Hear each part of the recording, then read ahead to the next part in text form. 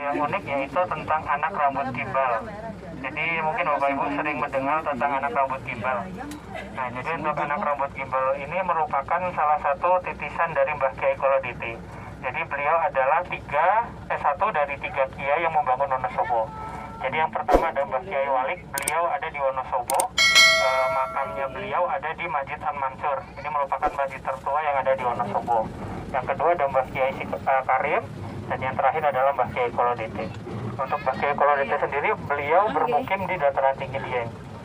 Beliau berperawakan berambut gimbal. Jadi dipercaya anak-anak rambut gimbal ini adalah titisan dari Mbah Kyai Koloditi. Jadi dipercaya juga anak-anak ini membawa berkah gitu. Jadi untuk tumbuhnya rambut gimbal ini, jadi anak-anak itu akan panas terlebih dahulu. Jadi mereka lahir seperti anak pada umumnya, tapi setelah akan tumbuh gumpalan rambutnya itu akan panas terlebih dahulu. Jadi seperti anak bayi yang akan tumbuh giginya, seperti itu. Jadi kalau dia tumbuh ada 10, jadi 10 kali dia akan mengalami panas seperti itu. Nah, untuk menghilanginya ada ritual khusus, yaitu ruatan rambut gimbal. Ini ada dua cara, yaitu dengan cara Islam dan juga cara budaya. Kalau yang sering kita lihat itu karena untuk pariwisata, jadi menggunakan unsur budaya, menggunakan sesaji dan lain-lain. Itu bisa juga menggunakan unsur Islam, jadi seperti kenduri gitu. Jadi ditahlili, dan apa yang paling penting adalah permintaan dari anaknya itu harus dipenuhi. Jadi mereka biasanya aneh-aneh permintaannya. Dan yang paling aneh itu ada di tahun 2019 waktu DSCM terakhir. Itu ada anak yang meminta kentut dari ibunya. Jadi waktu di panggung, ibunya suruh kentut dimasukin plastik terus dikasihkan ke anaknya. Jadi permintaannya aneh-aneh. Nah, setelah dipotong, permintaannya sudah dipenuhi, itu akan dilarung yang muaranya ke ke pantai selatan. Jadi seperti itu. Setelah itu akan tumbuh normal seperti biasa.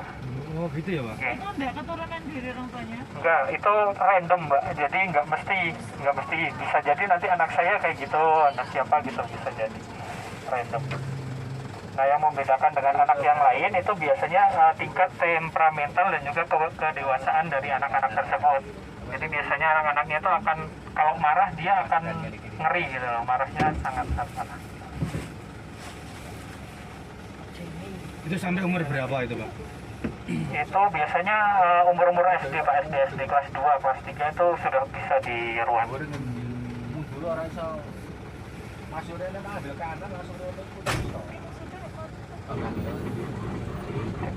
Nah, nanti kalau beruntung kita juga bisa lihat anak rambut gimbal berkeliaran di sini juga. Jadi itu bukan satu desa semua gimbal ya, tapi terpilih. Jadi di desa ini ada satu, nanti di sana ada satu, seperti itu. Tapi pasti ada, Pak? Pasti ada. Yang paling unik itu ada yang di tahun 2018 kalau nggak salah. Jadi ada yang dari Kalimantan juga. Jadi setelah diusut-usut ternyata kakeknya orang Wonosobo. Jadi ada keturunan dari Wonosobo juga. Nah, itu masih belum bisa dijelaskan secara ilmiah.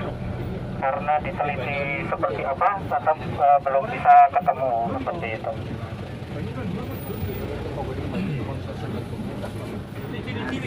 Itu misalkan orang tuanya itu yang satu sini, yang satunya luar sini, itu bisa tetap ya? Bisa, ada kemungkinan juga. Kan ada keturunan. Temen saya juga ada yang anaknya seperti itu. Jadi waktu gumpalan dia disisir terus kan, disisir terus itu tetap gumpal terus. Terus akhirnya panas terus dibiarkan. Akhirnya tumbuh sendiri seperti itu. Bukan karena nggak pernah dikeramasi, karena emang itu nggak tahu gimana ceritanya jadi seperti itu. Nah, kita sekarang di Desa Sembungan ya. Ini merupakan desa tertinggi di Pulau Jawa dengan ketinggian kurang lebih 2.200 meter di atas permukaan laut. Jadi sudah tinggi. Nah, untuk ya sekitar segitu. Jadi untuk karika sendiri ini bisa hidup di ketinggian kurang lebih 1.700 ke atas. Jadi dulu pernah juga dari Lumajang mencoba untuk membudidayakan karika, tapi tetap tidak bisa karena perbedaan dari asam tanah, ketinggian dan lain-lain. Belum mau sana ya, Pak? Oke, jadi itu tetap nggak bisa. Padahal kan secara pes dingin kan hampir mirip, tapi tidak bisa itu. Nah, ada lagi tanaman khas Dieng yaitu purwaceng.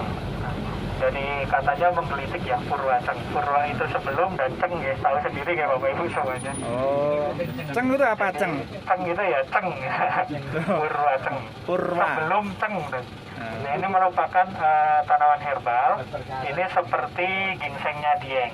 Oh. Nah, dipercaya sebagai untuk stamina dan juga vitalitas, untuk menghangatkan badan juga seperti itu. Purwa Ceng. Di situ bentuknya seperti daun dan juga akar, nanti diekstrak semuanya.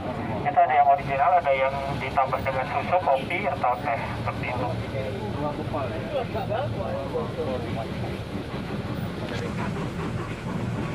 Dimanfaatkan juga sebagai PLTP atau pembangkit titik tenaga panas bumi.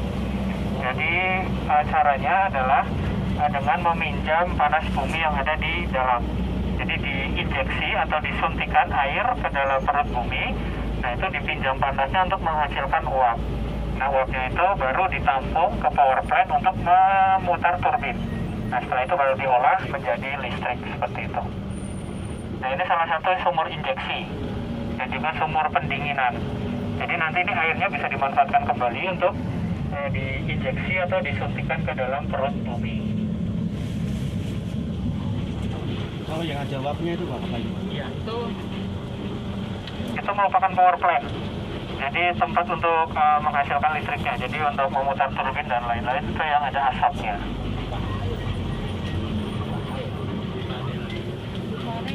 Pipanya hitam-hitam ini ya Mas? Yang besar uap, yang kecil air panas. Oh, yang besar uap, yang kecil air panas. Padat. Kita foto di situ, terus ada satu landmark yang ada di Dieng. Jadi kebanyakan wisatawan akan berfoto di situ untuk bukti. Jadi bisa untuk ngasih makan netizen juga dengan bikin story ya. Nah, ini sebentar lagi, ya ini kita sudah masuk Banjarnegara. Batasnya adalah pagar tadi itu, Gapura. Nah, tadi ada yang tanya tentang Mbak Fanani. Nah, Mbak Fanani ini ada di sebelah kiri. Jadi yang ada di tenda ini merupakan Mbak Fanani. Beliau adalah petapa yang sudah lama ada di Dieng.